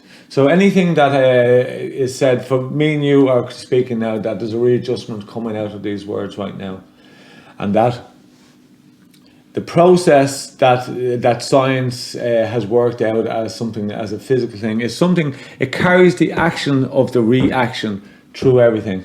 Now that only spirals out to whatever needs to be readjusted in that matter, and in that moment of matter, it would be a nice way to say it, and that we can only determine these type of equations. Our quantum world we can understand much easier through our dream sense than we could ever do in any type of physical sense, and that, for instance, if I hit you, you have the right now, or you may have want to hit me back. It's something that carries an action of a reaction. Yeah. Now that's the basis of how our entire our universe is held together. I would see it as the great leaning. Everything is seen by something else. In the sense that sight is not the word I'm talking about here. If you can imagine that there's a lot more than just 5 senses. If you can imagine all the senses were just combined together as and called sight. That something can only exist at a certain distance from something else, and that if it gets past that, it becomes a separation. In your body, you'll know that as your cells splitting and becoming new cells. It might be a nice way to see how our universe may be part of. That maybe what we're looking at as big bangs and that aren't anything more than just things which are splitting. That we're maybe way too close to a subject that we can't see. This is where I got to go to in my yoga. This is what meditation is to me. It's that underspoken world that has no reason to be understood, but to understand it is one hell of a strength. In a simple form for people from Ince, like what's your book about? Like I know that's a very deep, But you know what? It tries to announce a foundation. Here's the very strongest part of it, and this is where we'll go back into names. That names originally were really, really put together for a very, very precise reason, not for the reasons we name things now. Yet I think that ability still lies. For instance, when you're naming something, you'd have to understand that there's a part of you that exists within that name. So if you're going to name something, you've got to be very clear cut as to why you're naming it, what its purpose is and its reason.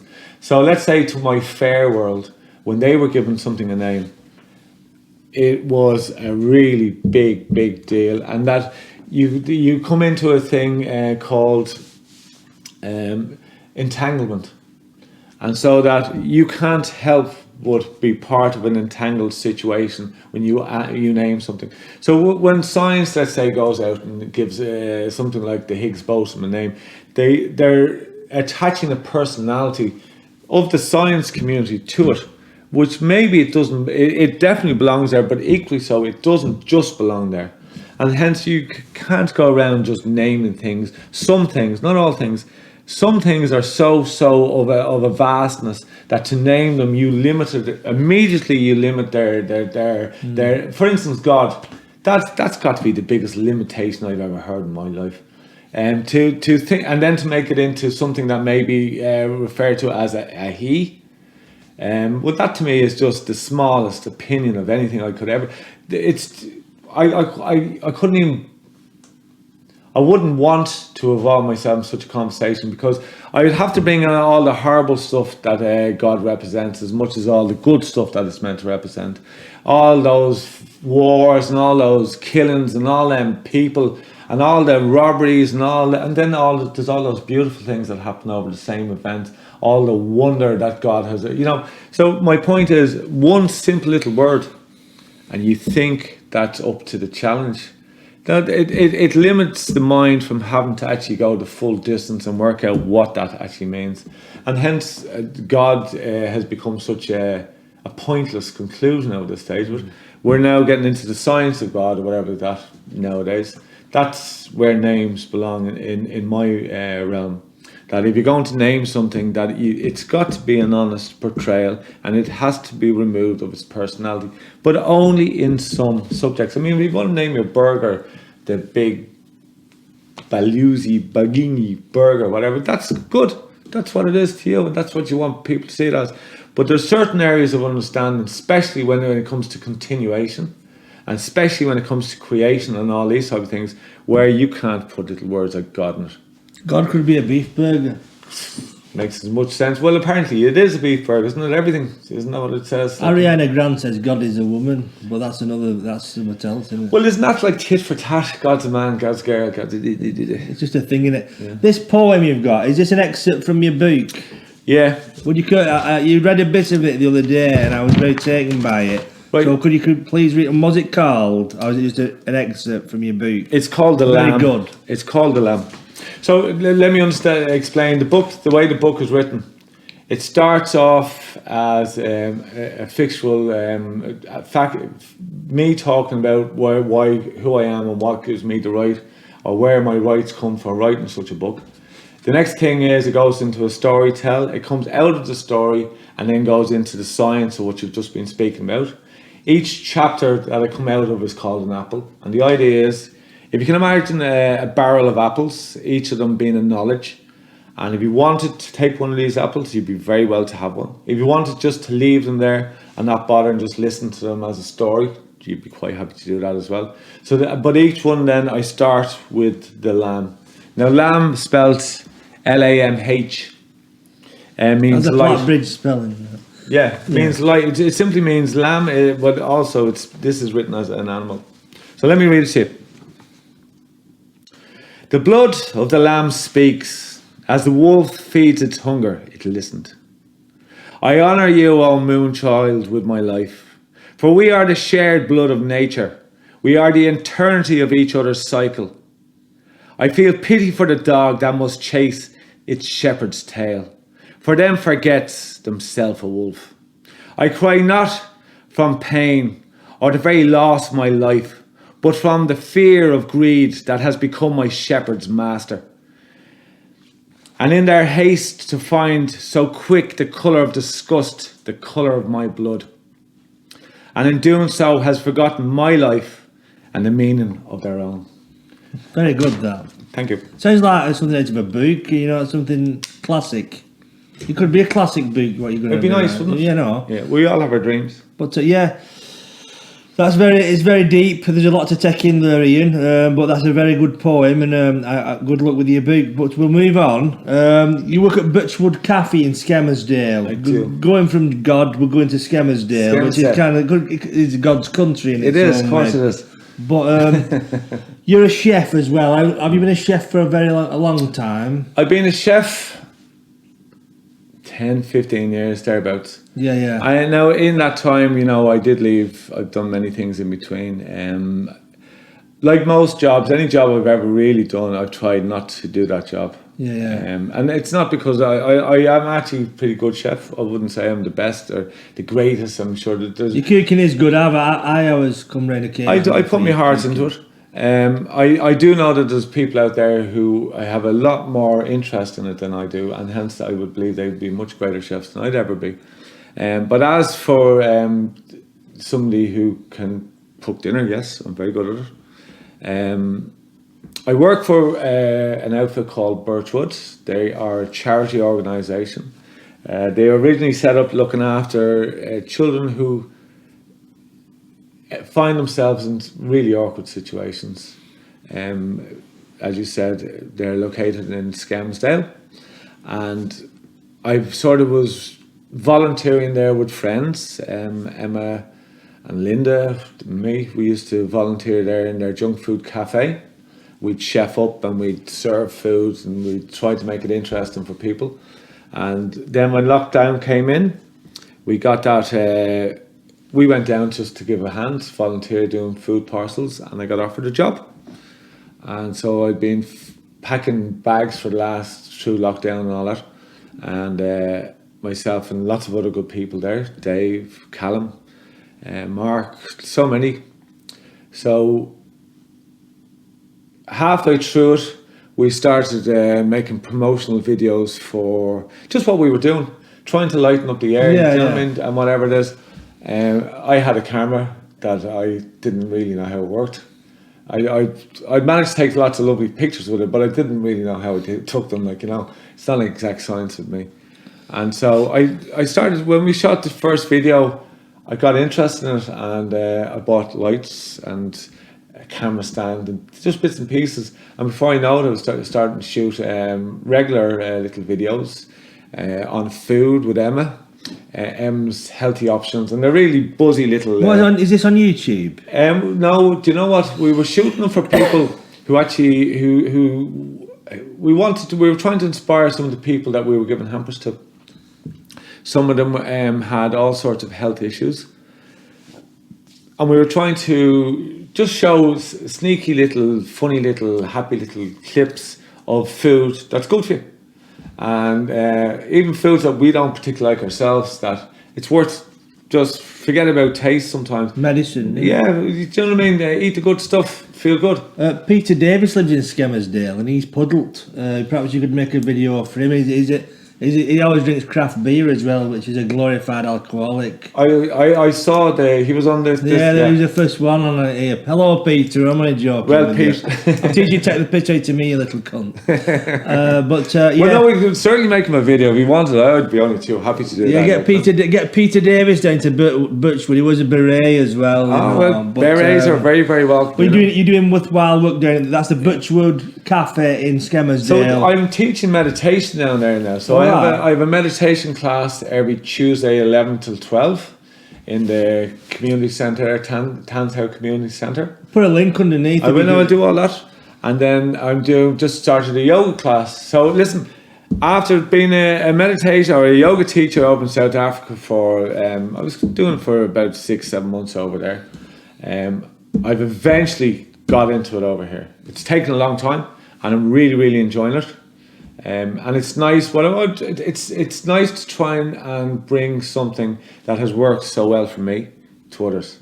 Not only that, you're looking after people spiritually, but you're feeding people in Birchwood Cafe. Are they still doing the cafes? Is the cafe shut now through all this bullshit? Do you know what? We first of all, it's not called the Junk Food Cafe anymore. It's the Social Inclusion Cafe, because one thing we've noticed through this whole coronavirus is the amount of the breakdown in well-being, I guess, would be the way. A lot of people having huge mental stress. It's disgusting, man. People on their own. I mean, people like me. You know what I mean? I've gone fucking D-lolly through all this. People don't do well on their own. We're a collective. I keep coming to the word collective. We're a social animal. Our world is a collective unit, and when we start to put these separations in, it takes all sorts of stuff out of us. And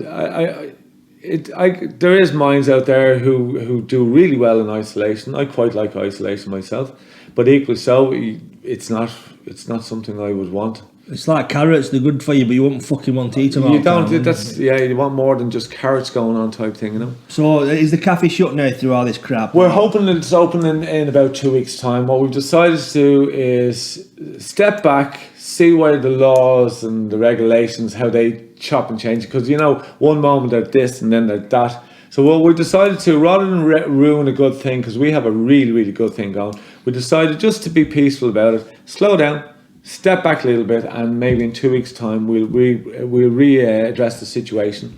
And it is an inclusion cafe, so it's designed, as much as, the food is really, really top notch, and we use a huge amount of stuff that is about to be thrown out, which is a disgrace in itself. But we intercept this food, but we also have we've changed the layout of the whole, how we're presenting the food. Emma is on board. You know Emma very well. Hello, Emma, you South African cunt. It's a joke we have. It's not me being really offensive to women. And if you think that, you're on the wrong channel. Go and watch a fucking snowflake video. So Emma and Callum and all on board there have been writing really, really beautiful recipes and getting them. It's healthy food. And the next time, the thing was, we've set it so that we're really trying to go at that sadness that we've created, or maybe we haven't created it, something that's been there for a very long time and maybe has been a lot more highlighted by the coronavirus situation, that there's people out there really, really not doing well from this whole this exclusion thing that's going on. It's bad. And this winter's going to be terrible for people living on their own. And they tell them just don't go out. That's just like putting people in solitary. It doesn't work. You know what I mean? That will claim. It's got to have claimed as many. The illness hasn't claimed as many lives as the mental health issues and everything else around it. It's But I would think in any situation you would always talk about recovery. I don't know. I noticed that our language doesn't seem to, our government language doesn't, and this is in every country in the world, by the way, it seems they've just excluded the whole healing process that's involved in here. They've excluded just basic common knowledge. I would have thought that the very first thing you do with people you'd educate them on to what a virus is. Yeah. Not what it does to you. Yeah. What it does, how it works, the positive side of viruses. I mean, like, you're built of viruses. They're a necessary part of you. I would thought that our educated philosophy types would be getting into the possibility of evolutionary outcomes and what's the next step of our what comes out of this, and I mean how it relates to our past in some way. You know, we've been through these type of things before. I mean, Keith, who was on a couple of weeks ago, was a microbiologist, and he says they're telling you to put fucking this alcohol wash on your hands, and that rips all the microbes off your hands, which leaves space for like bad microbes, and you know. There's got to be a pendulum point in this where, you know, when the common cold first went to Spain, from Spain or wherever over to the Africas and all that, millions of people died over there. I don't know, if you were to re-examine there, it was quite a quick comeback where that suddenly just didn't exist anymore. I take it this is just quite another thing of the same nature. I'm no expert on the situation, but it seems that viruses are part of our evolution. Whatever it is, you're doing a good job in Birchwood with the food and the mental healing and stuff like that. We could do it in more places like that. Team effort. There's lots of really big people out there. Using food from supermarkets, what they're going to throw away anyway, you know, so it's all worthwhile. I think we're going to wrap up with this story everybody's been waiting for. You went to school with a certain rock star. He went to school with me, what can I tell you? Exactly, he's never been on this show, so fuck you. Yeah. No, do you know what? Bono and U2. Okay, so I went to Mount Temple, and it was like Mount Temple, by the way, was the school that they had. I went to that school for a particular reason, and that is because they had dyslexia classes there. You know, they taken all those type of things on board. It was actually the first school, as far as I'm aware, I might be wrong on this, but thereabouts, the first mixed school in Ireland, multi religion, or you know what I mean, or whatever that word is. And also it had classes for special needs, and that was. But you met Bono? Or was he well, no, he was in the same school. I think it was a year ahead of me in school, maybe 2 years ahead of me. But it wasn't. I mean, you two were in there. So back in the early days, when they were called the hype. So you had to understand. Back then, I was a skateboarder, come rocker. I had the skull on the back of my jacket. All the You can have a row being an Irishman. You can have a row. You could have a row, can't you, if need be? Big time. You have to. So Bono then would be at that. They were more on the mod type thing. So there was the mods against the rockers. There was always that type thing. There was always somebody against somebody. You know, when you're growing up, your gang against their gang, whatever it was. So we had U2, and in the early days, it was nothing got to do with music. I remember going to the cafeteria, and this big fella put his hand out and said, "You can't come in here, it's 50p. And I was looking at him saying, 50p?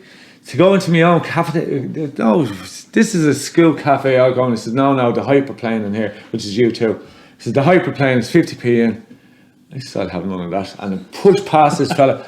And then it turned out this fella, by the way, and I wish I should have looked up because this guy actually means quite a lot to me. It turned out he was the tallest man in Ireland. All right. Right, and a beautiful, beautiful man. After I got to know him, you know, I was just a young arsehole at the time, and I was bypassing with the obstacle, which was himself, and he was a big obstacle. And all I wanted to do was go in and get me a cup of hot chocolate. And the hype could bang away all their music they wanted. It wasn't my scene anyhow. So I was just going in there, and there was no man that was going to stop me. It was one of those, let's take this to the death. You paid 50p to enter, and you. So I went in, I pushed this fella apart, and he was coming in there after me and all the rest of it. Went up to it was one of those old machines, and I put my money in there, and I pressed the hot chocolate button. And as I pressed the hot chocolate button, he pressed the soup button. Right, so and back in the day you could get a half soup and half. I got half soup and half chocolate, and I turned around and I flung this thing at him, which was It's something I really regret doing now, but I guess that's why the memories stick so hard. So, and we were looking at each other, and I was going at him, and he was just flabbergasted by my outcome, like, you know, that I wanted to just mutilate him, and for ruining me hot chocolate. And it turned out, you know, this all blew away, and weeks later, we were going in Dublin City, and we were going into one of the cinemas, and we went in. It was in the Carlton, I think, and we went to go in the door, and this fella put his hand out, big red jacket on, and it was the same fella. It was it turned out the tallest man in Ireland, and he stopped me at the door, and he looked at me. I looked at him, and I smiled, and he smiled at me, and says, "Geez, you know, I'm really sorry about that." He says, "That was just fecking wrong." He says, "I don't know what came over me, 50p," and I threw soup over him, and I said, I just really feel shite about that." I said, "That's been on my mind for quite some time now." And it was only a week or something like that, but I really, you know, it knocked me, like, you know. This man, before I tell you the full lot of it, went on to representing people who had been picked upon because of their awkwardness or their size or their difference, because they looked like different people dead. You know, he was the tallest man in Ireland, so he was very tall, and his foot was about that size or something. And he went on to representing people who had been picked upon, and for that reason, you could have also represented people who had hot chocolate and soup thrown all over. But that's where the next thing came into my head. This was the seed that was sown, right? Yeah. And after me and him became really good friends, and you know, it was just, I don't know, I just found respect in this fella. So after that, Bono used to be shaking around the school, and wearing his blazer, his ship blazer jacket. You know, his ship's captain's hat or something like that. And they were all, you know, rock stars. And it wasn't just rock stars; it was kid stars. You know when you're in your gang, you're all painted up in your Zulu colours or whatever you are. And he was in some sort of a ship's captain gang, and they were, I think they called themselves mods at the time, and they weren't really mods, like, you know what I mean. They were U2, and I listened. I had great respect for the music back even then, even though I would never admit to it. I thought the music was fucking brilliant, like, you know, but. I remember, like, looking at him there, and I had so much hassle with all the other teachers, and all the other teachers really used to like him because he was a lovely chap, and there's a good chance he's just a lovely chap, like, you know. But anyhow, to my little heart, he was an annoying arsehole who was dressed the wrong way, and I think I somehow or other blamed my actions, which was nothing to him, on hitting the tallest man in Ireland. So I decided I'm going to create, and here's what I was looking at. Twofold was, once just give him, deflate the head a little bit, and two, create a memory point, like what my granddad did to me. The gun. Yeah. No, yeah, same thing. Create a point of memory, and the idea was that in the future, I knew he was going to be very famous. I knew but the band was going to do something. You could tell. You could just tell how it was. You could even tell on stage. They were just fucking brilliant, like, you know. And so I was looking at it, I said, maybe in my future I might have a need for something like that, and I'd create a point of memory in him. So I strategized this little thing. There was Morgan Thomas, myself, and another really little friend of ours, and I can't remember his name. It's just so many years, too many points later, too much life and all this. I can't remember the key component of how this operation worked.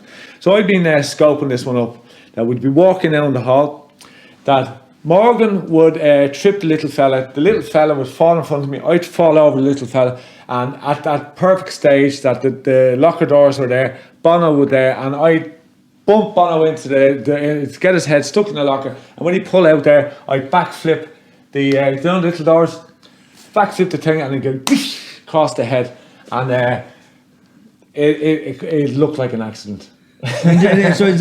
So you basically knocked him into a locker and then bashed the door in his head. No, it got better than that. I couldn't have asked for a more sincere moment. Do you know the way you have a teacher that's like a wolf, or you know, one of those horrible teachers? Everybody's scared of. Well, that one, can't remember his name. He had glasses on. He appeared on the scene just as we were about to go through the motions of this. And I remember Morgan saying, "No, don't do it. This is." I said, "Go with it, lads. Just keep going. If this works right, it'll have to look like an accident." So Morgan trips up the little fella falls in front of me. I flying over there, grab Bono, stick his head in the locker, right? And just as he came out there, I backflipped the door, poof, and went across the face. And Bono was just, his head went red. I mean, but red from the smack of the door, but red with anger. And then behind it, and I was standing there like smiling, like no one, he knew dead well that it was me that had done. And just as he walked out, then this teacher, and as Bono was coming at me, this fella, the worst teacher in the school, just grabbed him. That was an accident. Get over there against that wall. Shift, go on, and that was it. And I remember just like walking past, like, and that was it. And the idea was that one day, then, when my mind had developed, that I'd have a need for a Bono in my life, somebody who could maybe give us a hand, change the world, or something like that. That was the notion. I'd been planning to change the world for a very long time, and so first of all, I needed to put the right soldiers in place. And Bono, I figured, well, in the future, there's a soldier now that would be good on your team, so that you create a point of memory in him, and then when you apologise, he'll understand why. So Bono, I'm really sorry about creating a point of memory in your head, but I have need of you. Give us a hand, change the world, will you? If anybody knows Bono, who's watching this, there's only about 3 people who watch this, but one of you 3 people who watch this knows somebody who knows Bono, please tell him Ian Wheelan's very sorry. And can I make another confession? Say what the fuck you want. I'll take another. And Larry, it was me that robbed your drumsticks as well. We were down. Stole Larry Mullen's drumsticks. Yes. We were down in the community centre in Holt Community Centre, and this was still the hype then. Maybe they were just turning into U2. And it was one of those magical places where full of fishermen on one side of the room, and then we were the hillbillies on the other side of the room. We'd all like scrap each other, and in between that, U2 were playing, and there'd be all sorts of stuff going on. And it was brilliant, absolutely brilliant. It was one of those venues. We had all these fantastic Irish upcoming rock bands, Jack Dublin, a lot of them, all beautiful people, and there was then U2 or the hype, and I still had this fixation with I don't know what it was, but we were all at it. I think as soon as they take a break, right, everybody rush the stage, get all the mics, get everything you can, and they won't be able to play afterwards. But it was just devilment. It was just it was just, and so it's the moment they stopped playing, everybody rushed up the stage, our little gang, like, you know, got all the microphones, the wires. I ended up with Larry's sticks and legged it, and they locked the doors.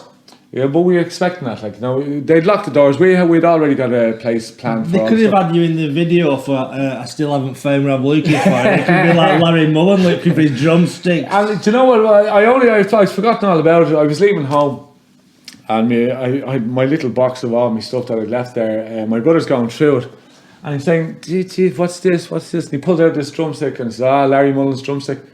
He says, "That's Larry Mullen's drumstick." I says, "Yeah." I said, I'm pretty sure that's Bono's microphone there sitting beside it as well, because we were all devilments. Like, they came from a rich family, didn't they, apparently? No, so I thought they did. Not at all. The lads all they're alright now. I'm not sure they're not fucking worried now. No, I think they've done a tremendous job. I hear lots of... I like their music. Well, let's try and... I do like the music. Let's hope somebody watches this and... shall we call it the man who twatted Bono? You've just called it that, haven't you? Well, it's entirely up to you. But thank you very much for coming in. This is a human handshake with humanity. Can we have a hug? Of course we can. Can you show me trousers? And my shoes. He's got Irish shoes on as well and Irish trousers. You know what I mean? Come here, Ian. And what's this t-shirt, sir? I am anti. I am before God. I am knowledge. And I think we can't say anything more than that. Thank you for coming down, and it's been philosophical, it's been insightful, it's been violent. Before we go, I need to say thank you to a few people. These are the donators to the channel who make the magic happen. Liam Carty, hello. Rubber Dub. There's Will Devokees in America. He has his own show called Movie Night. That's Movie Night. We'll put a link under here with Ian's links. Peter Boothroyd, Liam Heavey, Gary Bibby, Mr. David Jones, Ian Frost, Padge, Danny Sim and Justin Pennington. Them are all the people who've made the magic happen. They keep me in spice and new underpants and whatnot. Thank you very much for watching. Can we just say one thing You before we fully go? Don't be bashing me in the head. I know, I'm just saying, I really do like your G-strap. Everybody knows I don't wear trousers, so you won't show me up. You have to do this. It's so fucking boring. I'm not wearing trousers. They're restrictive. I have damaged testicles.